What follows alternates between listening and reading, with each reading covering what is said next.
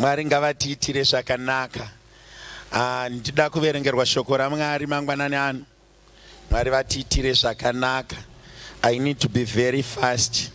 Ndida kuverengerwa shoko raMwari mangwanani ano. To the book of Zechariah chapter number 4 verse 6. Zechariah chapter number 4 verse 6. Akawanda pavari kutsvaga regai ndikupei ekunyora. John 8 verse 7 vari kunyora manotsi. 1 Samuel 17:45. Judges 15:14. Judges 15:5. Imbatai nangoti batai. Zechariah chapter number 4 verse 6.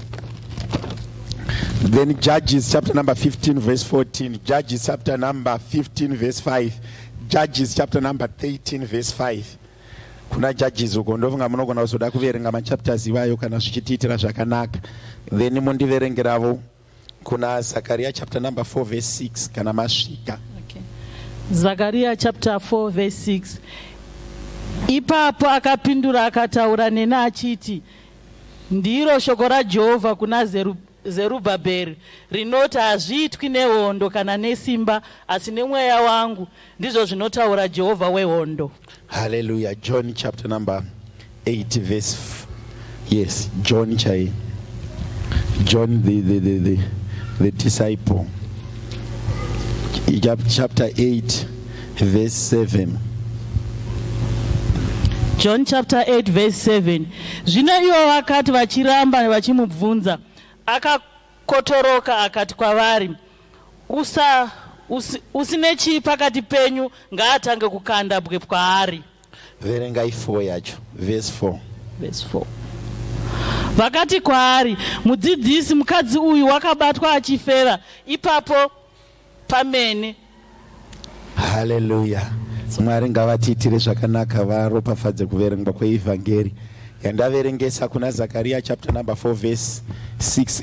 Is not by might nor by power but by my spirit says the Lord. Yandazoverengesa kuna John. Nhasi ndoda kutaura nyaya yema-weaknesses. Handizive kuti nguva yangu inonditenderere, but I'll try to do it because surely I've passed 10. This first morning service must be over and we expect the other ones to come in. Pana nchiverengesa inyaya yemukadzi yekuna John akabatwa achiita upombwe. Vanhu kwakuchinotaura pana verse 4 vakati tamubata in the right act achitoita upombwe. Nyaya yandoda kuparidza nezvayo ndeyekuti when the blood of Jesus was shed on Calvary, pakaurayiwa mwanakomana waMwari pamuchinjikwa, it was for our weaknesses to be strengthened. Munhu wese achiuya kuchechi ane ma-weaknesses ake or ane ma-challenges ake ainawo. Hakuna munhu akauya ari perfect. The church is looking for glorified bodies of people that do not have sin or people that do not have weaknesses. But when Jesus came, he came for the weak. He came for those people with challenges. Nyaya ndinayo mangwanani ndekuti kana pakasvika nyasha dzino replace a certain situation in your life. Grace fights your situation. Pane ma-situations anopinda vanhu. Mukadzi uyu akatobatwa ari pa-act achiita zvakaipa, asi zvaakaita ndezvekuti vakambata vanga vakanyorerwa pasi vakanzi kana mabata munhu achiita upombwe, kwete murume but mukadzi, pamazuva ivayo murume aisaita upombwe. Can I repeat this? Ndati pamazuva iwayo murume aisaita upombwe but mukadzi ndiye aifumanikidzirwa kuramba kana paita murume anouya kwaari. Hepano paita mukadzi atadza kuramba akaita upombwe, aifanira kutemwa nematombo zviri smart, pasina anobvunza chaatemerwa, asingavigwi. Matombo amutema ndo aimufushira obva afira ipapo. But vanhu vakaita mistake, vakatamba nenyasha, kutora chifeve kuenda nacho kuchigaro chenyasha. Aunotidzwa zvakanaka. Ndati uyu aifanira kutemwa ende panga pasina mhosva kumutema, but vakaita mistake yekuda kumutora kuenda naye kunyasha. Kwakuda kunomutemera pamberi penyasha. Pavari kutora chifeve vachienda nacho kuna Jesu, vari kuenda kumurume anosuka zvivi, voenda kumurume anounza upenyu pasina upenyu, voda kunoparadzira munhu pamberi penyasha. Rega nditaurire mamhepo ekumba kwenyu, paakakurega uchienda kuchechi akaita mistake nekuti akakurega uchienda kunyasha. Kana ndatadza ndikazoenda kunyasha, matombo akanyorwa kumutemo waDhavhidha anosvika onosangana nenyasha, nedombo rinoti handigoni kutema kana ndaenda pamberi penyasha, nekuti simba riri mudombo rakabva pamuridzi wenyasha anonzi pakutanga Mwari akasika denga nenyika akati ngakuve nematombo nemvura nerwizi. Iro dombo iroro ndo raakuda kushandiswa kutaka munhu pamberi penyasha.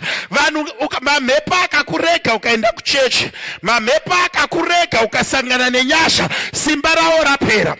Vakuenda neatadza pamberi paJesu, vakabata mutemo, voti mambo, imimi Mesaya, tabata munhu uyu achiita upombwe, asi mutemo wakanyorwa naMozisi unoti timutake nematombo. Imi munoti kudii?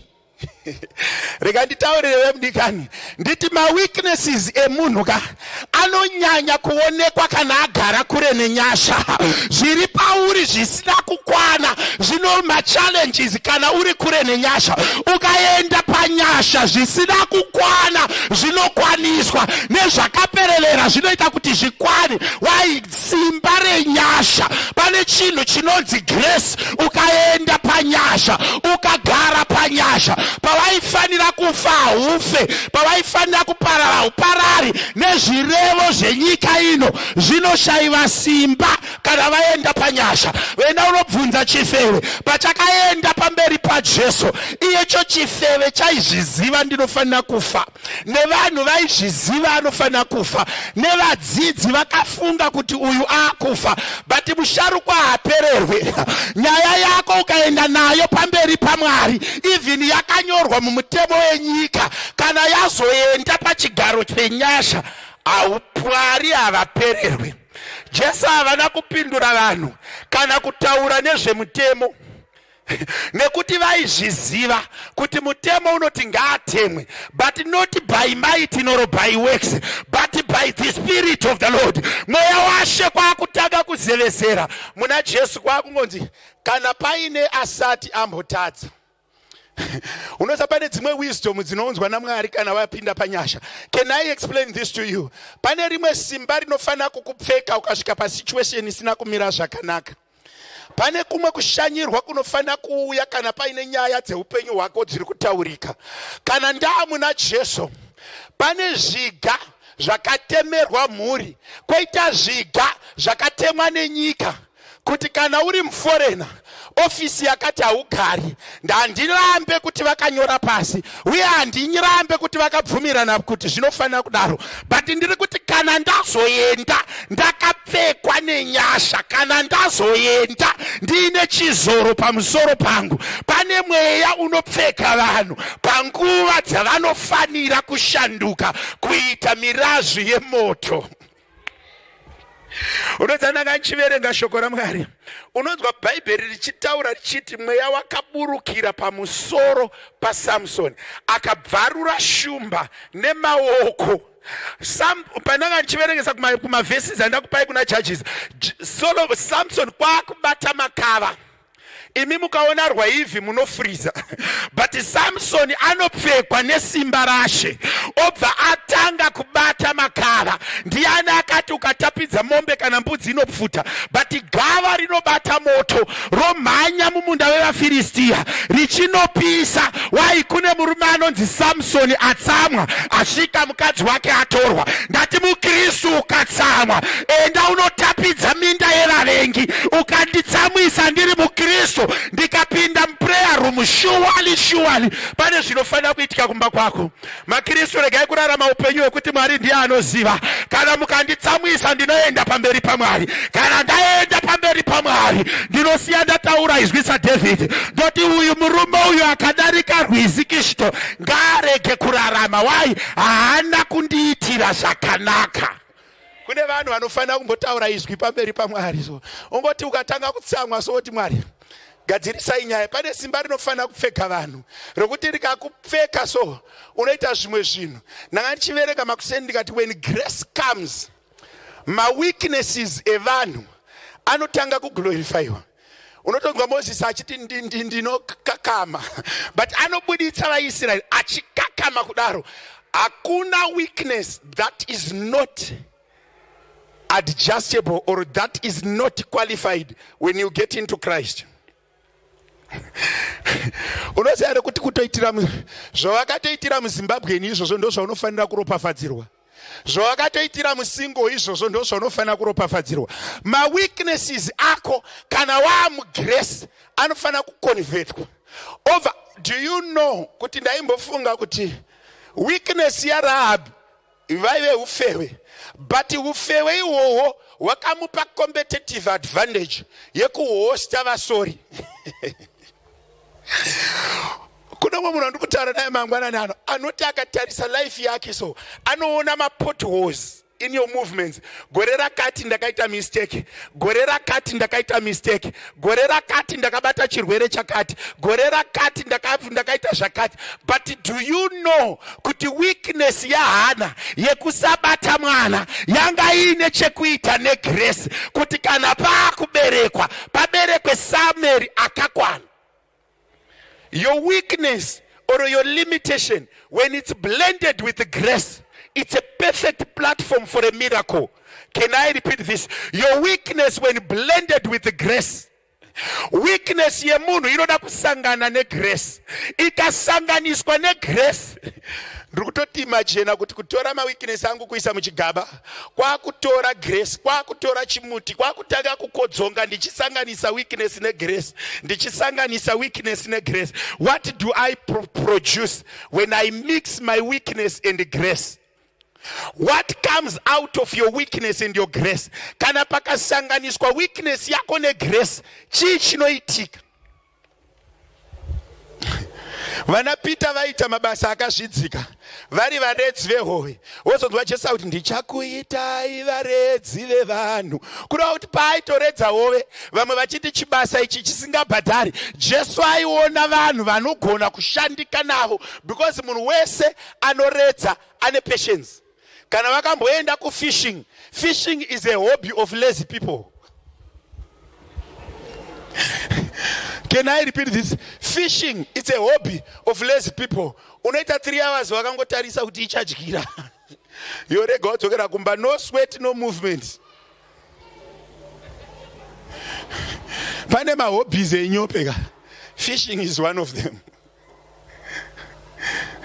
Because pa fishing hapana chainoita, kana iri boti kungodai, kana wangokanda chiredzo kumirira, unoona that 2 days usati wabata ndo mutemo wekufishing. Saka Jesu ari kutoona vanhu vari kuti tagarira mambo usiku hwose hatina chatawana, but at your word we are dipping the nets.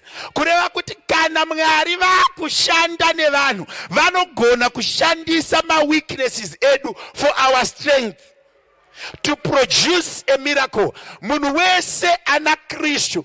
Yo problem yakaitika Satani muri wenhema anoramba achikurangaridza zvakaipa zvawakaita nezvawinazvo zvausina. Kungoda kubata ichi handina chikoro, kungoda kubata ichi ndinorwara nechirwere chakati, kana chirwere changu cheshuga. Hamusati manzwa vanhu vachiti asima yangu, shuga yangu, mapiritsi angu, zvoreva kuti Satan continuously reminds you of your position. Ndakambobvunza umwe munhu ndikati sei usingaiti izvi iwe uchizvigona, zvikanzi nekuti ndiri musingle.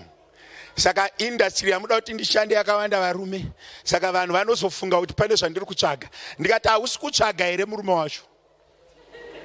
Sei uchida kunyepa iwe uchiramba zvauri kuita? Ndiudzei wani musingle asiri kutsvaga murume mundiratidze. Wani musingle ari one out anoti handisi kutsvaga murume, wani chete. Vese vanogona kunyepa kuti haina hangu mufundisi ndakatoregadza kudhara. Ifrustration mumwoyo ari kuti dai atouya mangu kuswera nezuro. Nguva yaimutarisira yatodarika. But hondo yevanhu nehondo yaSatani kuti pane ronda vanoisa munyu, panorwadziswa vanoramba vachipabata, panoti vakatokonya unoburitsa misodzi ndo pavanoramba vachiisa mazvigunwe zvavo. Kureva kuti vanhu vakarega, ukaramba uchirangaridzwa zvakaipa naSatani hauna kwaunoenda. Mozisi akaramba the great commission nekuda kwekukakama. Kune vanhu vari muno vari kuti vakasangana nenyasha, they cite their weaknesses. Kana nyasha tandivinga, I blend grace with my weaknesses. Chinhu one chandinodira kuita mari inyaya yekuti ndakakurira kumhuri yakanga isina mari. Ndokana ndakamboudza moyo ndikati inova chishungu dzangu vamoyo kuripira makore ese andakadya muto, vana vevamwe vachidya sadza nesupu, ini ndichidya muto. Ndakamboudza mumwe munhu ndikati pane musiyano wemuto nesupu. Munozviziva here?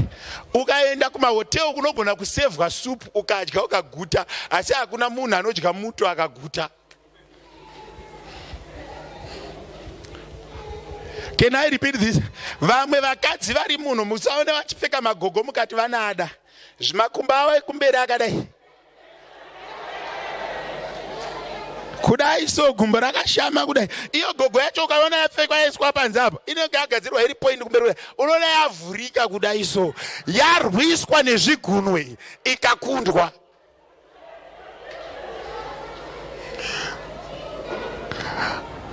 Zviguno zvinorwisa design. Akagadzira bhutsu akati inofanira kuramba iri point, but apfeka bhutsu ati ngaivhurike zvishoma. Chaitika chi, that was a weakness when we grew up. Our legs were allowed to open up. Why? There was nothing to shape them up. But nyaya yandiri kutaura ndezvayo ndekuti handiregereri kupfeka gogo kuti gumbo rangu rakashama. Bhutsu ngaiite zvainofana kuita but gumbo rangu ririmo. Neupenyu hwemunhu ngauite sebhutsu segumbo rako. Ita nharo dzine gumbo rako rekuti kunyangwe ndichinzi handikwani, nekuda kwegrace ndinopinda chete ipapo, nekuda kwenyasha ndinokwana chete ipapo. Kana nyasha dzaringana zvinofanira kutoita paweakness yangu ipapo. Ndaiseka umwe munhu achiti mufundisi chirungu chedu chakabhenda, ndikati ramba uchitaura. Vangani venyu vakabva kuZimbabwe muchiti recognize. Musandinyepere vazhinji vese maiverenga vakanzi recognize moti recognize. Mazouya kuno ndo pamakatanga kuona kuti aiwa jia hadaidzwi. Kana vaimbodya sadza nepoloni vari muno. Vanhu vari kuseka. Poloni inoiswa ukaisa tomatoes netuma-onion muriwo wakanaka chaizvo. Haingamboenzani nebora apa pakaipa.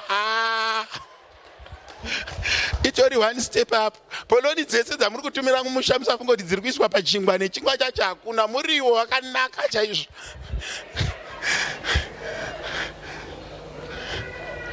Kuno munhu aritonditarisa kufunga kuti mufundisi vari kuita mafanizi. Ndiri kutotaura chokwadi. 2008 vanhu vakadyei. Ngatimbodzokere tite Windback. Tarisa munhu ari padhuze nawo uti grace. Dzokorora futi uti grace. Dzokorora futi uti nyasha. Your situation needs grace. That weakness upon you needs grace. Ukawanirwa nyasha na Mwari, every weakness is converted to a strength. Nyaya yekuti Moses anokakama yakatomupa amabhiera. Iyo nyaya amabhiera ina kutanga nhasi yakatanga kuna na Moses Aaron achitaura. Saka Aaron aifanira kunyatsonzwa kuti Moses asati avhura akati otozoti Moses akuda kuti ovhaturikira. Can I repeat this? Nyasha. Weakness yako ngaive strength. Munotaura kune vamwe vanhu kuti ndakamboona panoitwa idols. Vangani venyu vanowacha idols? Kunozoitwa competition ye wooden stick yekutsvaga anonyanya kutadza. Kunyepa here? Kuno mwe anobva atongoenda kuwooden oti ku-idols ndoda kuenda asi handisi kugona kuenda ndiri kuside iri, ndoda kuenda ndiri ku the other side. Akawina ikoko anopiwa mari. Even kuZimbabwe ndakaona kune competition yevarume vekushata, kunotsvagwa varume vakashata obva atonzi uyu ndiye murume akashata kudarika vamwe varume, ngatimupei mari. Asi musazoti varume vakashata, varume vanonzi vakashinga. Hakuna murume akashata, varume vanonzi vakashinga. Ukaona vanzi baba vekumba kwedu vakashinga ya.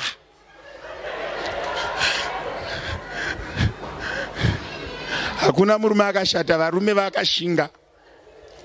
Manzwaza ndotaura, varume vanonzi vakashinga, hakuna murume akashata. Ako kunyepa here? Baba ningi vakashinga. Musazonoudze vekumba kwenyu. Hallelujah. So grace, weakness yemunhu, ukatarisa vese vanhu vakashandiswa naMwari vaive ne certain weakness that the Lord strengthened them. Murume anonzi Samson akatoenda kuchifeve chainzi Dalaira.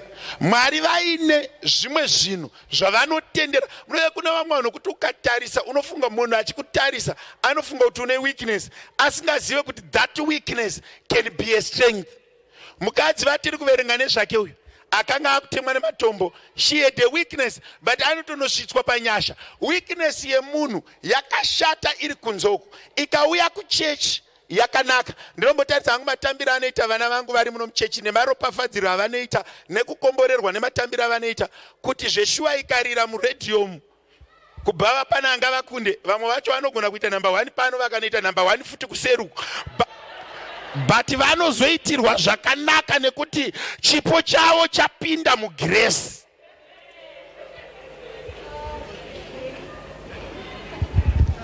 Handiti gitari nderimwe chete. Wotoona kuti uyu munhu akaitirwa naMwari zvakanaka akauya kuchechi because potse dai akaenda kuseruku apa pakaipa kuipa chako zvokutoenda kuseri kwekuseri. Saka grace, a weakness when it's blended by grace, it becomes a turning point and it becomes a source of strength. Every weakness that a man has, it needs grace. It needs grace. My weakness is evanhu anozoshata vakaenda kunyika. Ndaimbozvitarisa ndikati ma-statements atinotaura dai akauya uri kunyika aimbofamba sei. Death, when there is an assurance of death, the only thing that replaces a declaration of death in life is grace. When the devil has pronounced death, the only thing that can reverse the declaration of death is grace. Zvirwere zvinounza rufu zvinopedzwa kana pauya nyasha. Chinhu chinonzi nyasha chinobvisa rufu, chinhu chinonzi nyasha chinobvisa urombo, chinhu chinonzi nyasha chinobvisa zvituko.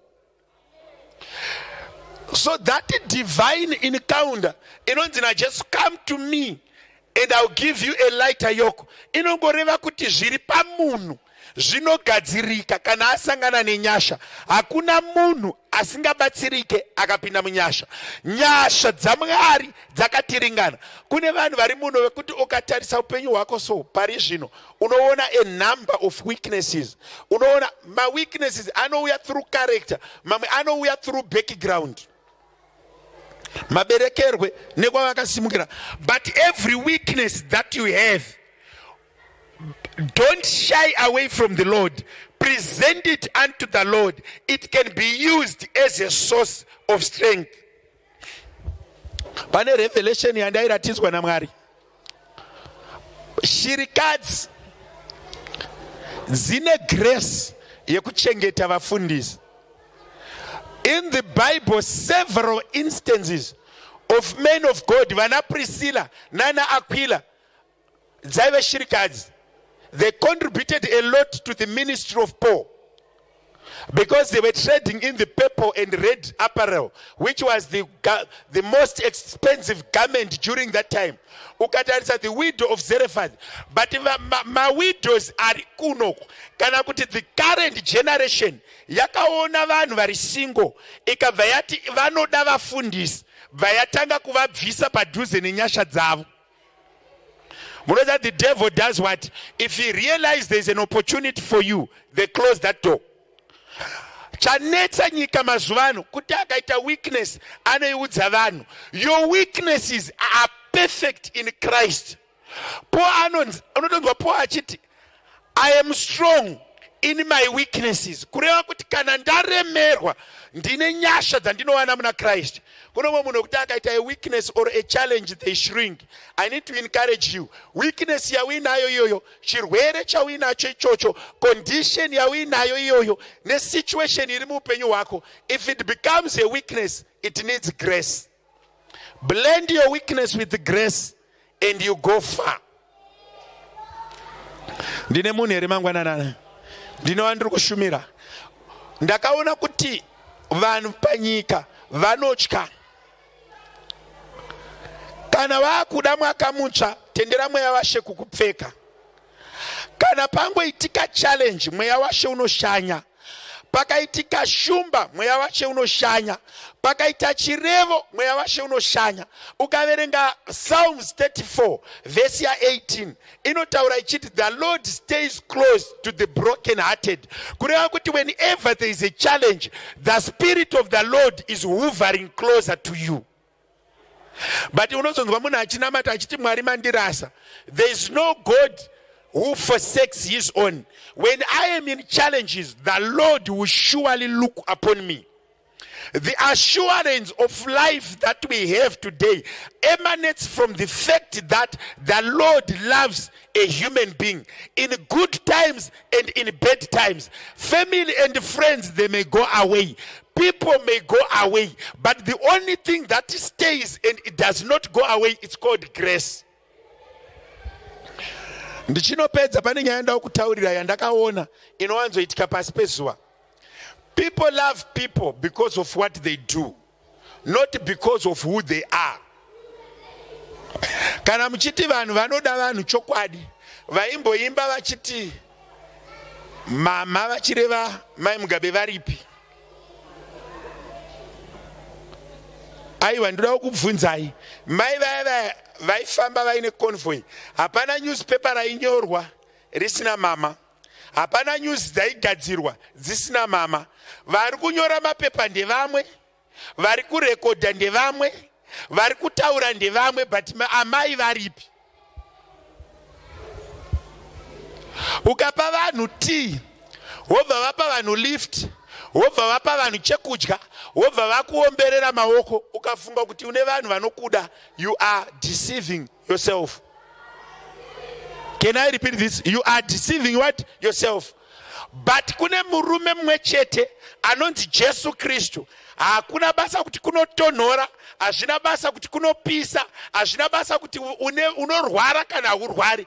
There is a friend who sticks closer than a brother, who is Jesus Christ. When you have a challenge, before you tell men, speak to the Lord. Before you confide in men, speak with him. Before you understand men, understand the Lord. ndinogara ndichikuudza kuti pandakatanga kuparidza panzvimbo inei ndine vanhu vaindiudza kuti mufundisi, we have you all the way. Mufundisi, we have you all the way, but the way is still there, but they are no longer there. Can I repeat this? Ndaimbozvifunga hangu rimwe zuva ndakarara mumba so ndikati ukaona munhu aisa message achikutaura kuti mufundisi mwana anorwara, rimwe zuva kana asingarwari aise message, vangani venyu vakambondisirawo message kuti mamuka sei baba pasina chiri kuitika. Ya ndiri kuvaona, asi kune dzimwe shasha dziri kutya kuti unomwa utonoza kuti message yake ikapinda pane zvaitika. Ari zvari kukumbira ngondikwazisawo hake kuti ndapfuura nepano ndingokuonai munhu waMwari. Can I repeat this? If you have a weakness, if you have a challenge, take it to grace. If you want to see how grace works, bvunzai mukadzi anga akutemwa nematombo, zvakanyorwa kunzi anofa. It's not by might, neither by power, but what we live, it's by grace. The Spirit of the Lord has taken us that far. Let's believe and trust in the Spirit of the Lord. Mukatarisa David achienda kuna Goliath, akaenda kumunhu aigona kurwa hondo, akaenda kuye trained soldier, akaenda kuye reputable person, but paakaenda ikoko, it was not a battle of physicality. It was not a battle of experience. It was not a battle of understanding the war. It was a battle of the God of Israel against the God of Philistines. Kana hondo dzakunetsa, kubasa kana kwakunetsa, we don't use experience. Let's take the Spirit of the Lord and go there clothed by the power of the Holy Spirit. Kana zvinhu zvakunetsa, regai kuenda nekuziva kwemeso, endai makapfekwa nemweya. Pane dzimwe hondo dzisingarwiwe nemanzwisisiro enyika ino kana mararamiro enyika ino, dzinoda tipfekwe namweya mutsvene. Samsoni vaFiristia vauya, Samsoni haagoni kurwa nevaFiristia, mweya washe unoburukira pamusoro pake kuti agorwa nevaFiristia. Muupenyu hwako nzwisisa hondo dzaunogona kurwa uri wega, wonzwisisa hondo dzaunofanira kuenda kunorwa wakapfeka nemweya wakapfekwa nemweya washe. Pane dzimwe hondo dzisingadi munhu, dzinoda vakapfekwa nemweya washe. Can I repeat this?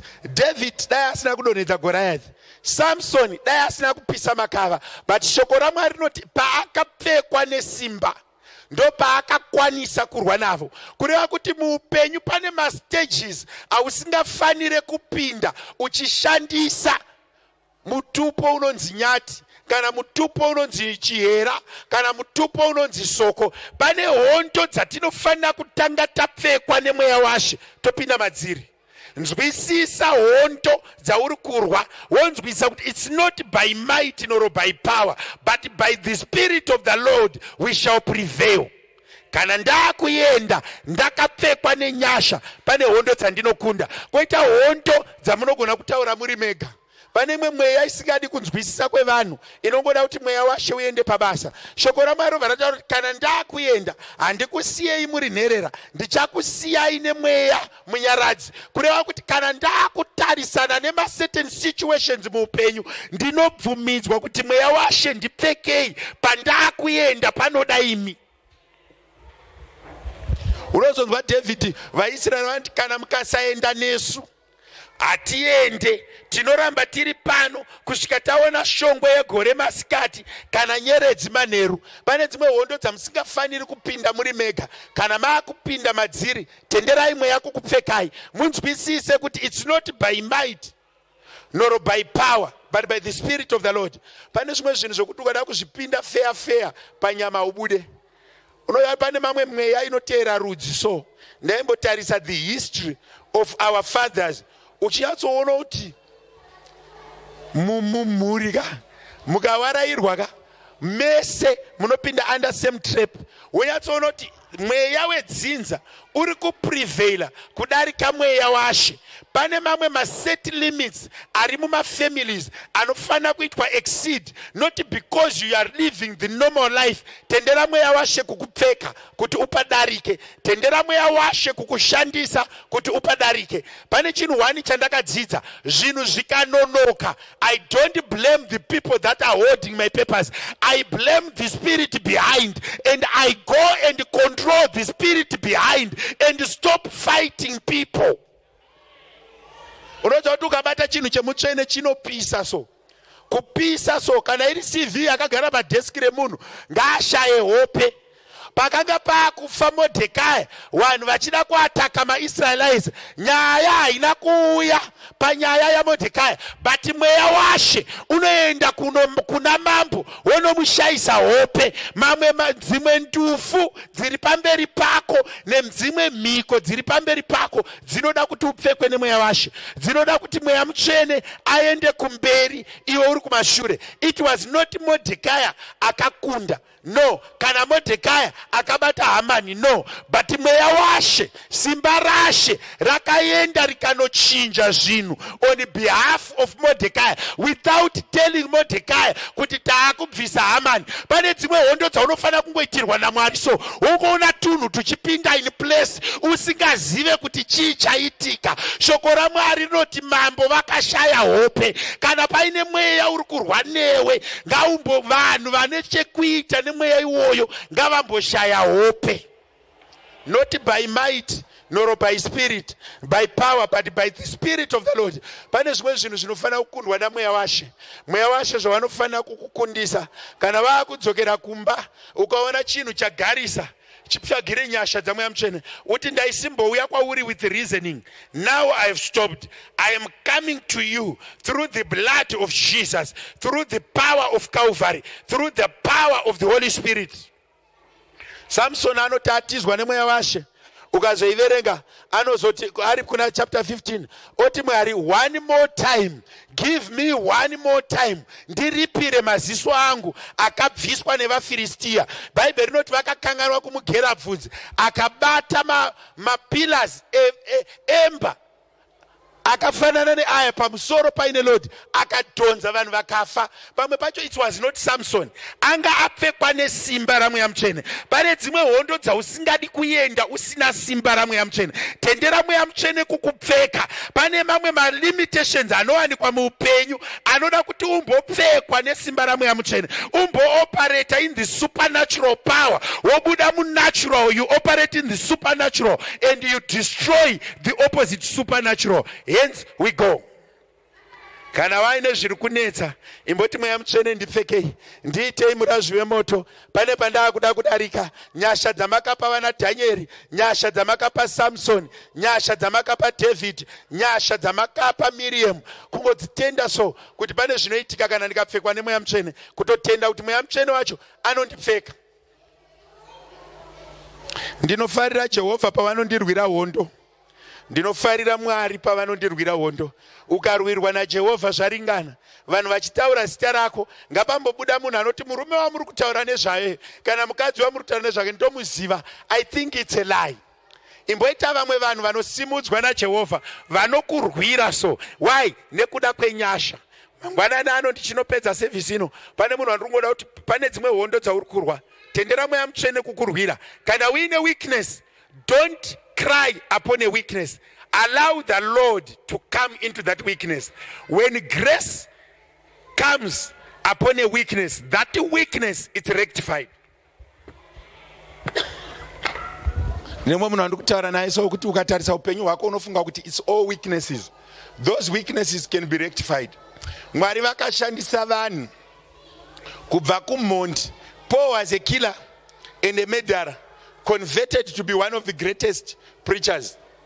Ask me, I will tell you. Hakuna munhu ane zvivi zvakawanda kutadza kushandiswa naMwari. Hakuna munhu ane physical condition isingaite kushandiswa naMwari. Hakuna munhu ane background isingaite kushandiswa naMwari. Hakuna munhu ane level of education isingaite kufanira kushandiswa naMwari. Vanhu vanototi Peter na Johani tinovaziva havana kudzidza, but vakaitiswa mabasa makuru in their ignorance or in their uneducation, with that level of literacy yanga iri below the standard, but they still did great things. You need the Spirit of the Lord. You need grace upon your weakness to go to the next level. Mwari ngavatiitire zvakanaka.